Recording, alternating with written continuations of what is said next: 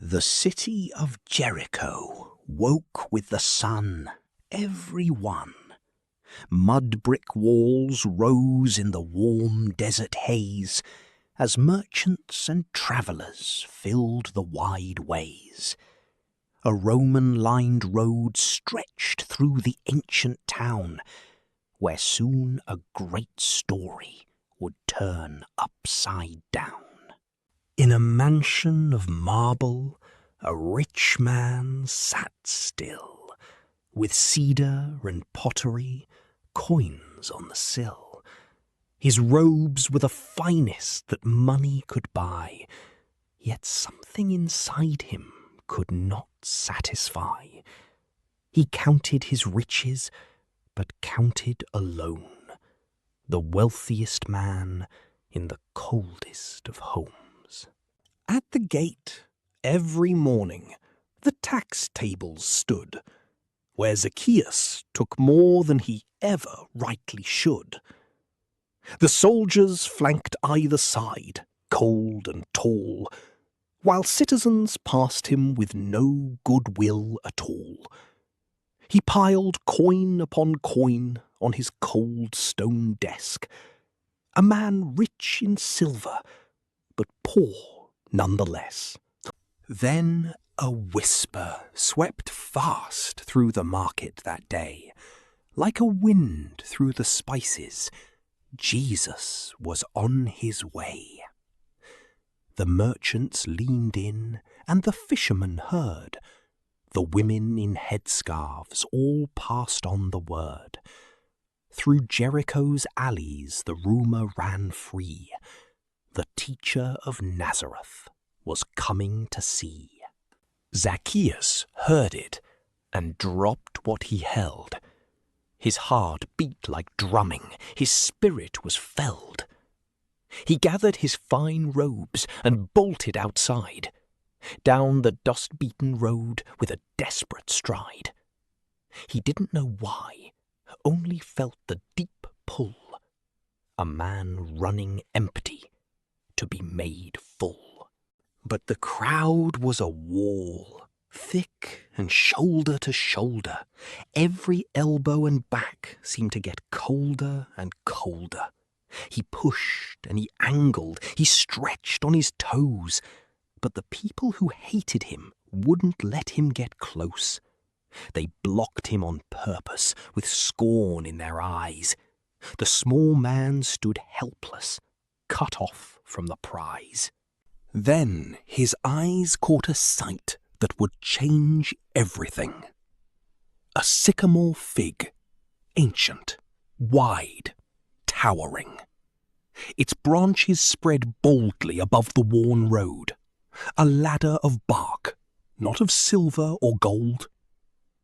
He stared at the tree, and the tree seemed to call, a way up for the man who had nowhere to crawl. He hitched up his robes without thought for his pride, and gripped the rough bark with his hands open wide. His sandals sought footholds, his fine linens tore. The crowd below laughed, but he climbed even more. What dignity costs is a small price to pay for one honest glimpse of the light of the day. From his branch the world opened in gold-dappled light. Fig leaves framed the road. What a glorious sight! Below him the crowd churned like water and sand, and through it he spotted the teacher's dear hand. He leaned out in wonder, heart pounding and free. The small man who climbed for a glimpse now could see. Then Jesus came, walking in simple white cloth, his steps on the road soft as silver-winged moth. Around him the disciples moved, close and true, and the palm-dappled light fell on all that he knew.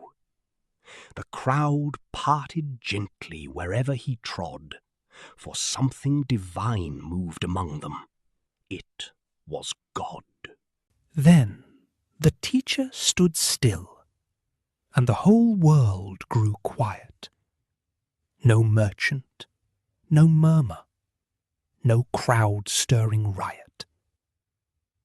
Beneath the great sycamore, Jesus looked high, and the fig leaves fell soft in the afternoon sky.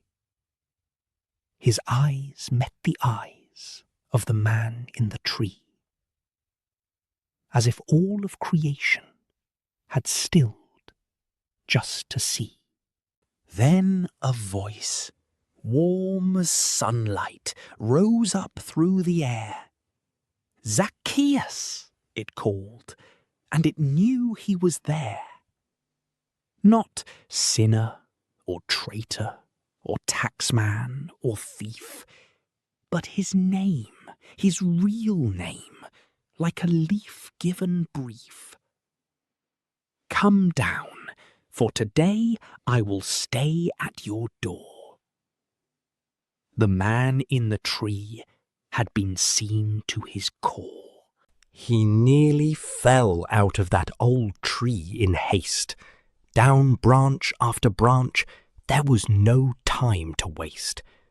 His robes were dishevelled, his breathing was fast, but his heart, long in exile, was home at last. He landed on dust and turned. Jesus was there, and joy overwhelmed him beyond all compare.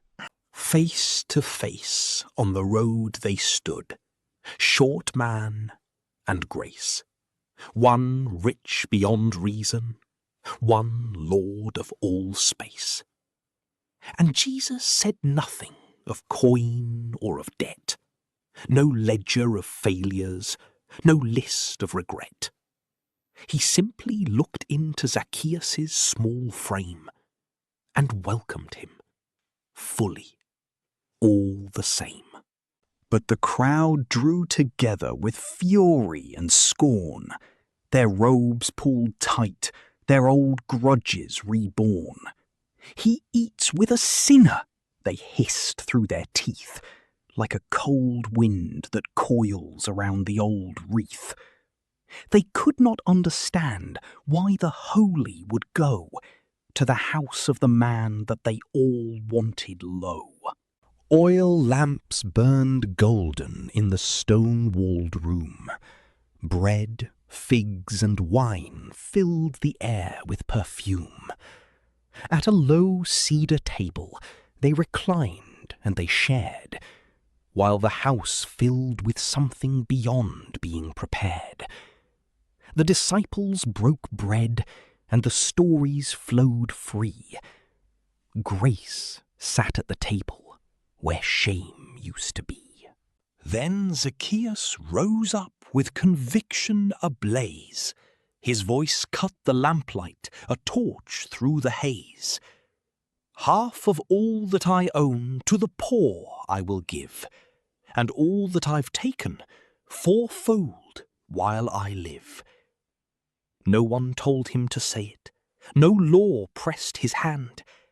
Love had loosened what greed could not withstand. Then Jesus spoke words that rang into the night. "Today, salvation has come into this house with light. This man is a son of Abraham's line, and I came not for the perfect, but the lost. You are mine." The lamp glow grew warmer, the stone walls stood still, and heaven leaned in on that Jericho sill. Come morning, he stood in the street of Jericho, with baskets of silver and places to go. To the widow, the orphan, the bent and the frail, he pressed coins into palms, not for purchase, for grace. The children stretched forward, the elders gave thanks, and joy flooded Jericho's sun-golden banks. He stood by the sycamore, looking up high at the branch where it started, beneath the wide sky. He smiled, not the smile of a man with more gold, but the smile of a story forever retold. For the lost can be found, and the small can be seen, and grace can grow wild where the hardest hearts have been.